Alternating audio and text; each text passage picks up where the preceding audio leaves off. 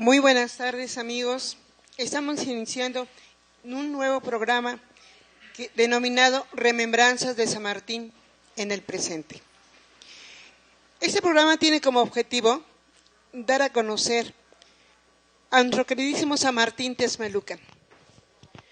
Muchos de ustedes ya han de conocer a San Martín Texmelucan, pero bueno, los que no han tenido el gusto de conocer a San Martín Texmelucan, quiero decirles que San Martín es una bellísima ciudad que se encuentra en un gran valle, el cual se encuentra circundado por tres grandes ciudades importantísimas, por supuesto, como son la ciudad de Tlaxcala, la ciudad de Puebla y, por supuesto, el DF, Distrito Federal, ¿verdad? Fíjense que algo muy hermoso para San Martín Texmelucan es que además se encuentra custodiado por dos grandes, enormes, gigantes elementos de la naturaleza, que bueno, a uno de ellos es conocidísimo, no solamente en San Martín, no solamente en el área, sino es conocido inclusive fuera de nuestro país, como es Don Goyo, o sea, el Popocatépetl. Yo creo que a veces San Martín anda dando lata porque Don Goyo a veces se nos enoja y bueno, por esta característica es que es conocido el Popocatépetl, ¿verdad? Que siempre está echando muchos vapores, no sé por qué, pero bueno. Y también tenemos a custodiándonos nuestra guardiana Iztaccíhuatl. San Martín Texmelucan cuenta con un clima excelente, con grandes lluvias precisamente en la época de verano, un clima subhúmedo, templado y bueno, un sol riquísimo, ¿verdad? Bien, miren, tenemos acá que nos está haciendo el honor de acompañarnos el profesor Jorge Gámez Romero, quien es director de la biblioteca. Y digo tenemos el honor porque, bueno, la sapiencia andando, y precisamente nos va a dar inicio con darnos a conocer los pormenores de los antecedentes de San Martín, como son escudo, glifo, en fin, vamos a tener una riquísima plática aquí con el profe Gámez. Maestro Gámez, ¿nos hace usted el favor de mencionar su nombre, su ocupación, todo su currículum, etcétera, para que, bueno, lo vayan conociendo a fondo? Muchas gracias. Buenas tardes.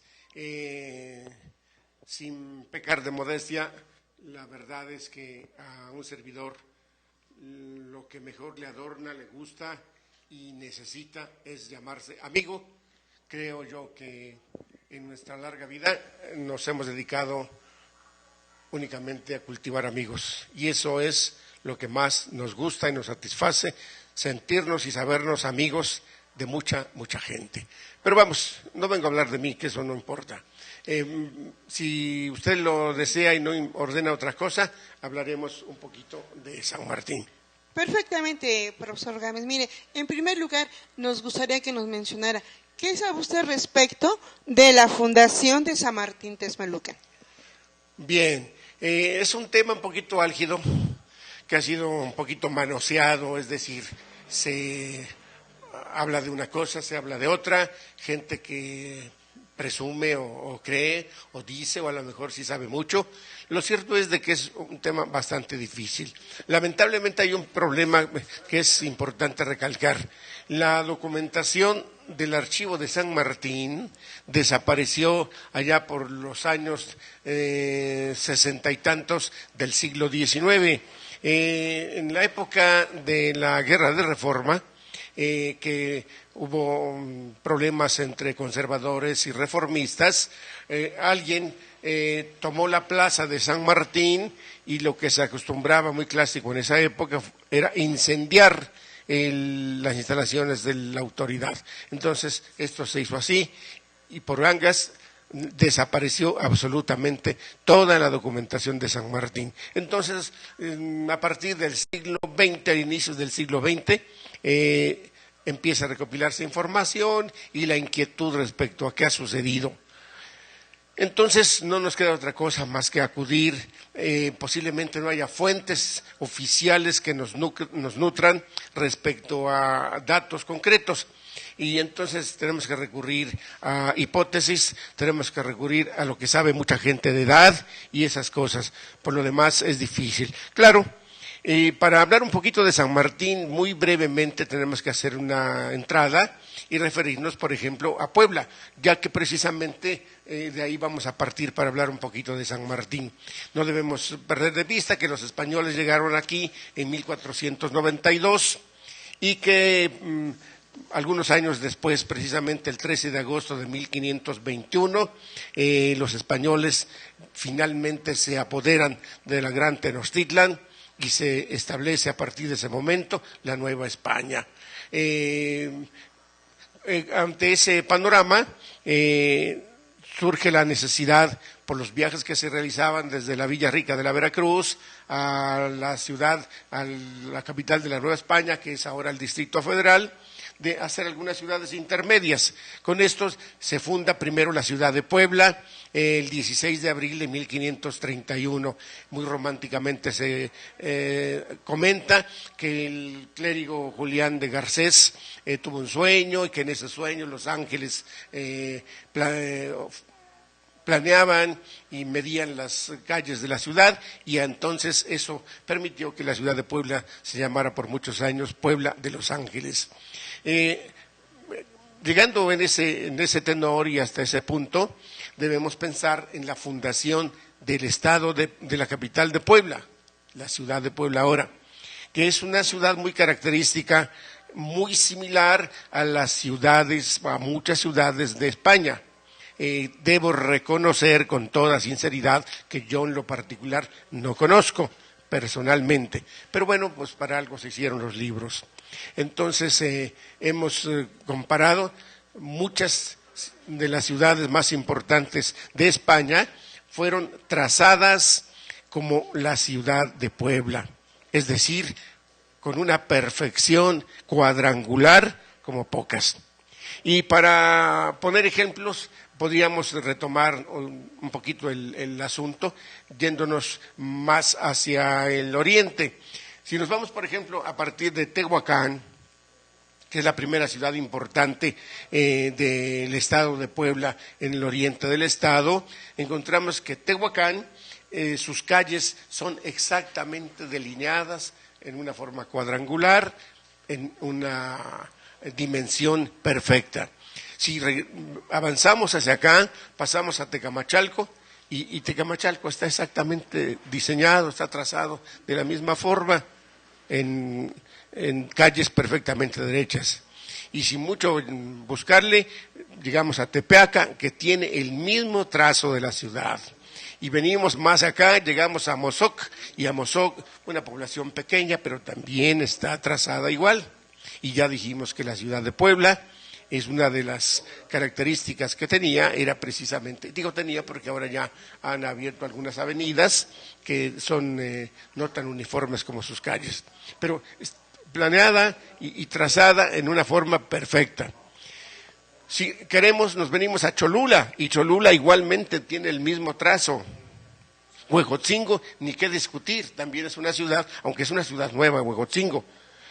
El viejo Huejotzingo estaba donde ahora es una población que se llama Tezolco, que hoy ya no recuerdo el nombre, y ahí fue anteriormente el reino de Huejotzingo, y después los españoles fundaron lo que es ahora la ciudad actual. De Huejotzingo pasamos a San Salvador el Verde, y San Salvador el Verde tiene las mismas características, sus calles bien trazadas, rectas unas con otras en forma cuadrangular. Y aquí es donde viene lo más importante. San Martín Texmelucan adolece totalmente de esa característica que fundaron los españoles. Maestro, Y algo característico de lo que usted acaba de mencionar son sus grandes plazas, ¿verdad? También grandes plazas, grandes avenidas, todas rectas. Por ejemplo, Huejotzingo, la plaza principal de Huejotzingo, creo que es 6 veces mayor que la nuestra. Entonces, es otra característica. Y Huejotzingo, perdón, San Salvador el Verde, está igual. Lo mismo, también Sí. en una plaza enorme. Entonces, yo creo que esa es la otra característica.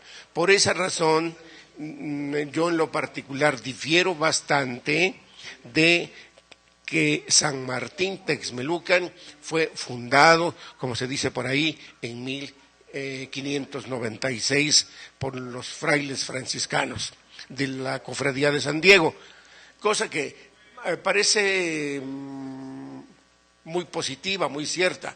Sin embargo, se habla de la repartición de los indígenas que se hacía entonces para que estuvieran al servicio de los españoles. De las encomiendas estamos hablando. De las encomiendas, Ajá, exactamente. precisamente. Y que los frailes, pues buscando el beneficio de los naturales, les encomendaban a un grupo de naturales, a un español, para que dizque tuviera mejor vida. Entonces, a partir de ese momento ya tiene características formales, podría haber a lo mejor alguna autoridad o alguna cosa parecida. Una autoridad que definitivamente debió haber sido religiosa, pero no es fundada con todas las características de la cédula real y los documentos que establece una fundación y un trazo perfecto. Y no necesariamente la organización que las ciudades que usted acaba de mencionar existió en ese entonces aquí en San Martín, ¿verdad? Posiblemente lo que se haya establecido ha sido exclusivamente la orden, pero nada más, ¿no, maestro? Pues es un poquito difícil regresar a esas épocas porque, repito, no hay documentos, se han perdido.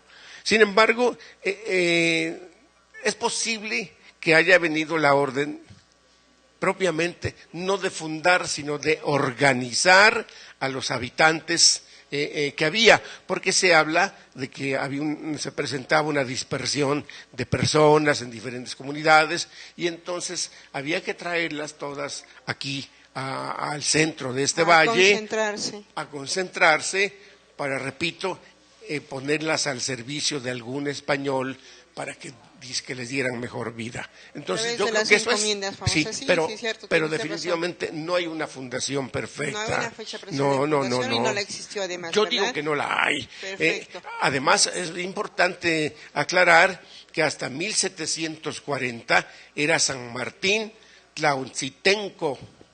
Sí, no sé por qué razón, la verdad, apenas hace un par de meses encontramos este dato y no hemos podido saber, buscamos en un diccionario de aztequismos y no encontramos. Se habla que esto alude un poco al valle florido y a la abundancia de aves, pero esto es un poquito aventurado y así lo menciono, un poquito aventurado, no es seguro. Entonces lo que usted está mencionando es el nombre original de San Martín. Como se llamó en un principio, efectivamente, empezaron a llamarlo así, San Martín Tlautzitenco, ¿verdad? Repito, así se llamó hasta 1740. 1740. En la actualidad, hasta esa fecha llevó ese nombre y ya posteriormente tomó el nombre de Texmelucan. ¿Sí? Sí, a partir de eso, por alguna razón de orden. Miren, el nombre de San Martín creo que también tiene algo muy importante que mencionar. Perdón. Todos sabemos que San Martín, obispo de Tours, es el patrono de los comerciantes. Creo que es del dominio general. Y bueno, no hay que perder de vista que esta fue una villa. En los tiempos prehispánicos, fue una villa donde se ofertaban servicios a los paseantes, los que venían desde la Villa Rica de la Veracruz, que los caminos eran muy accidentados, empedrados, no había pavimento, no había nada de esas cosas, y entonces los caballos, las carreteras y los pasajeros tenían necesidad de descanso, de consumir alimentos, de darle alimento a los caballos, de reparar los vehículos, en fin, muchas cosas.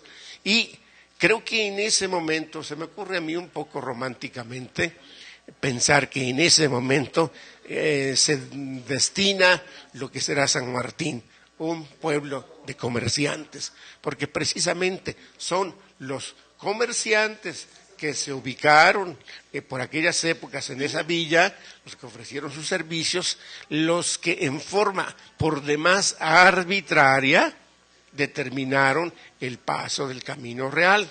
Todos sabemos que los comerciantes pues, tienen la característica de acercarse lo más próximo al consumidor. Entonces, yo creo que partiendo de eso, se originó, repito, el trazo tan irregular del camino real que es ahora la carretera. No hay que perder de vista, hay un comentario muy importante.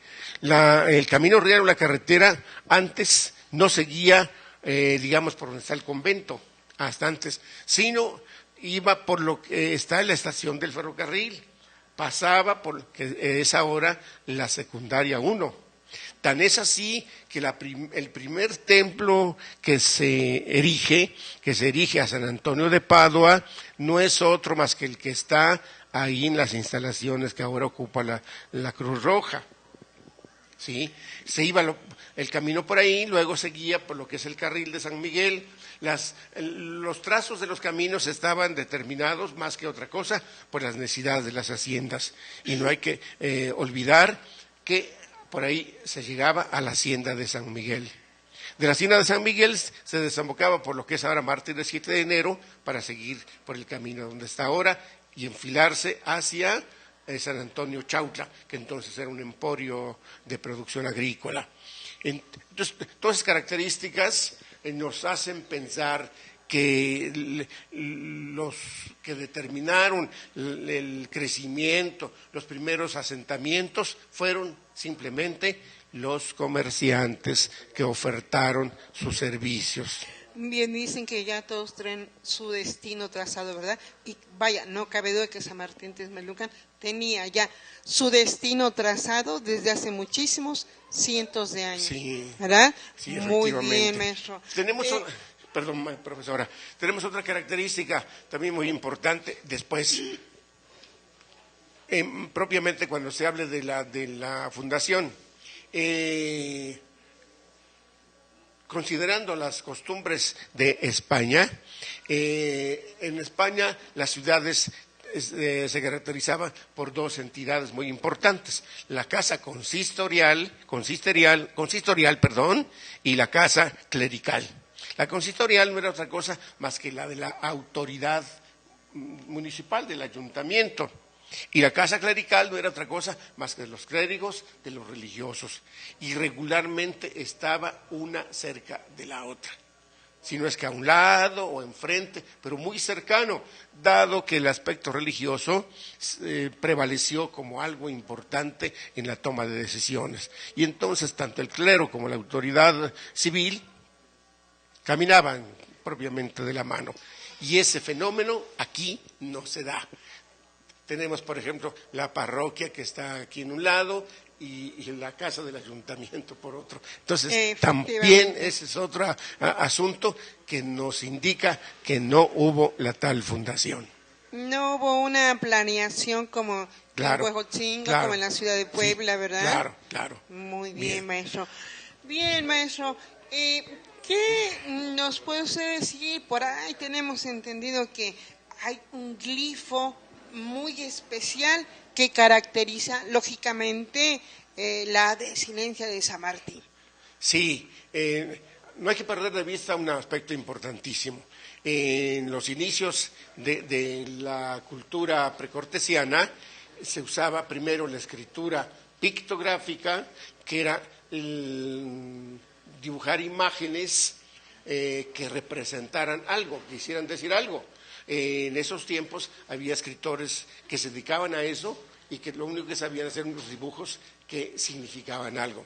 Después de la escritura pictográfica vino la escritura ideográfica, es decir, que a la imagen inicial se le agregaba una idea, por decir algo, Primero, para significar el ser humano, pues se pintaba una rayita con sus piernitas, sus manos y una bolita que era su cabeza.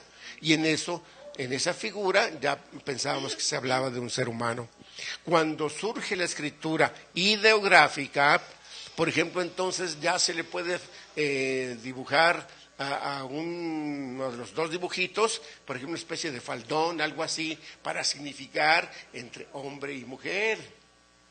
También, por ejemplo, a los guerreros, a los superiores que tenían algún mandato, ya les dibujaban sobre su cabeza algún elemento que significaba jerarquía o la lanza en las manos. Entonces, repito, la escritura ideográfica es la que nos interesa. De ahí es donde, cuando desaparece el Tlautzintenco, aparece el San Martín Texmelucan, porque así era antes.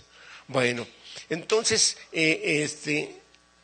se diseña, alguien lo creó, lo interpretó, el Texmelucan en forma ideográfica, con la clásica bolita, con una especie de raíz en la parte baja, que se puede identificar como el concepto can, lugar. Luego se dibuja o se le agrega una rama, diríamos un tallo, con posibles hojas, pero en forma pequeña, que significa, trae la idea de encina. Y finalmente se retoma la mitad, partiendo de la parte baja de una persona, la mitad nada más, que de alguna manera se le da la interpretación de pequeño, porque no está completo. Entonces, si unimos todos los vocablos, nos da lugar de encinas pequeñas.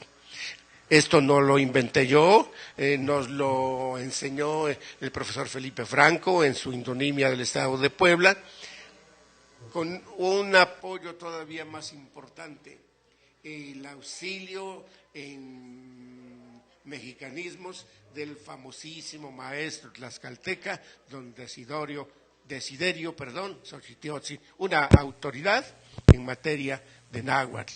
Entonces, ambos colaboraron y diseñaron, repito, que la palabra Texmelucan, en primer lugar, como ya dijimos, Texmolocan, se plasmara en esos dibujitos. Y es así como queda. Ya podemos interpretar claramente la palabra Texmolocan, que por vicios, el paso del tiempo y la dificultad que presenta los españoles, con todo el respeto, y muchos a lo mejor por ahí nos están oyendo y mirando, pero les costó muchísimo trabajo, no eran tan inteligentes como nos los pintan, y les costó mucho trabajo pronunciar los nombres aztecas, y entonces se deformó hasta que quedó en Texmelucan, como lo conocemos ahora. Es cómo podemos nosotros interpretar el glifo, que es otra cosa totalmente distinta al escudo. El glifo, repito, es la forma ideográfica del nombre de la población. De representar el nombre. Claro. Muy bien, maestro. Y el escudo es otra cosa. El escudo surgió 100 años después de que murió Albino Labastida e Ignacio Nieva, el 31 de agosto de 1861. Acabo de ver yo por ahí en alguna publicación que esto fue en 1871. No, fue en el 61 del siglo XIX. Muy bien, maestro. Y tendremos oportunidad en otra ocasión de conocer el glifo, así como usted nos lo está especificando. Me parece muy interesante todo lo que usted está comentando, entonces sí me gustaría que nuestra audición conociera el glifo. Pues sí, es posible. Déjeme decirles que allá en la biblioteca tenemos uno que mide como cerca de más de 1 metro por 60 centímetros de ancho. Es una pintura extraordinaria que nos dejó, y digo nos dejó no porque haya fallecido, sino porque se fue de esas tierras, el gran amigo Reyes, pintor, que tengo entendido se fue para San Luis Potosí. pero pues buscar la forma de traerle porque es incómodo, es un cuadro, le pusimos un cristal, porque para mí en lo particular significa muchísimo. Ya veremos la forma de traerlo. No se preocupe, profesor. Tenemos mensajes, maestra y profesor. Olga nos comenta, hola, buen tema. Paco nos dice, buen programa. Liz, bien por tan buen programa. Nuevamente Liz, felicidades, profesor. Y nos comentan de acá el señor López, felicidades al profesor Gámez y la profesora, que siempre tengan invitados como el profe. Muchísimas gracias, introducción, y un saludo muy respetuoso para los que nos han mandado un saludo, ¿verdad? Claro, sí. Por supuesto. Muy bien. Maestro, ¿algún otro comentario, algo más que abundar en este riquísimo y excelente tema, que por supuesto en otra ocasión nos gustaría tener aquí también nuevamente la presencia del profesor como invitado, ¿verdad? Lo que yo le decía, la representación del glifo es importantísima, que nuestros ciudadanos la conozcan, ¿verdad? Sobre todo tesmeluquenses, que a veces se ha dejado en el olvido, en algún rincón polvoriento, y que pues para mí es importantísimo, creo que para todos los ciudadanos de Texmelucan, ¿verdad? Sí, yo creo que lamentablemente nos hemos dejado llevar por la avalancha de extranjerismos que nos traen ciertos medios de comunicación, y eso nos ha precipitado a dejar por allá en un rincón y a veces hasta avergonzarnos, ¿por qué no decirlo?, de esas cosas tan nuestras. Quiero aclarar algo bien importante. Yo no nací aquí en San Martín Texmelucan, pero tengo muchísimos años, quiero muchísimo esa población, me ha interesado mucho. Yo no soy cronista, no he estudiado, simplemente pues tengo la suerte de tener ahí a mi disposición más de 10,000 libros en la biblioteca, y bueno, pues qué rico, ¿no? A lo mejor se nos ha pegado después de tanto leer. Bueno, no usted San Martín, pues ya San Martín lo adoptó, o usted adoptó a San Martín, que es lo mismo, ¿verdad? Y sí, bueno, nuestro reconocimiento al profe Gámez, que es un erudito, vaya, teniendo lo que tiene a la mano, pues sí, sería un pecado no aprovecharlo. Quisiera nada más, si el tiempo nos lo permite, usted también, acotar algo muy importante, el nombre de San Martín. Yo pienso, aquí otra hipótesis, que el nombre de San Martín se va a derivar de todas las imágenes que los comerciantes que ofertaban servicios en aquella villa de San Martín tenían, y por vicio o por simpleza en el lenguaje, la gente empezó a decir, ahí donde tiene la imagen de San Martín, y en San Martín, y en San Martín, y en San Martín, hasta que se quedó el nombre de San Martín. Porque es muy característico, repito, que el nombre de San Martín se asocie con los comerciantes. Y los comerciantes, repito, y a lo mejor sin proponérselo, fueron los que realmente iniciaron el establecimiento de un conglomerado social más o menos organizado, porque en épocas precortesianas hubo asentamientos humanos aquí, pero muy diversos, sin ningún orden, sin ninguna organización social, simplemente se establecían aquí porque había tierra. Y ya a partir de esta necesidad, repito, de trasladarse desde la Villarrica de la Veracruz a la Nueva España, entonces empiezan a reunirse asentamientos humanos con cierta organización que, visto desde otro punto de vista, pues nos llegan hasta nuestros días y tenemos que vivir. Lo que les decía yo, dicen que todos hemos escrito nuestro destino, y acá tenemos el de San Martín también. Claro. Tal parece que se dio en esas condiciones, ¿verdad? Sí.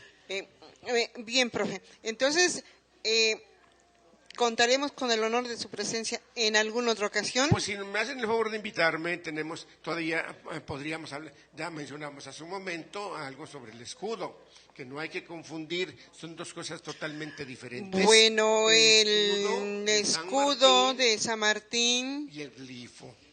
El escudo de San Martín es la creación en dibujos, en imágenes de la producción, lo que caracteriza a San Martín. Cuando fue creado, ¿no? Lógicamente, en su época. El glifo representa el nombre en forma ideográfica. Ideográfica, Claro por que sí. supuesto, Entonces, sí. si me hacen el favor de invitarme alguna vez, vendré con mucho gusto aquí a tratar de entretener a la gente. Y qué bueno, a mí me da mucho gusto que haya personas que se interesen, les guste esto, porque lo hemos dicho hasta el cansancio, y no yo, mucha gente, si no sabemos nuestras raíces, si no sabemos de dónde venimos, no podemos trazarnos el camino para buscar hacia dónde vamos. Qué bien que a la gente le guste, y en la primera oportunidad que ustedes me hagan el favor de invitarme, yo tendré mis apuntes, porque también no tengo en la cabeza una computadora para poder hablar de todos estos temas tan interesantes. Bueno, por supuesto, sí, profesor.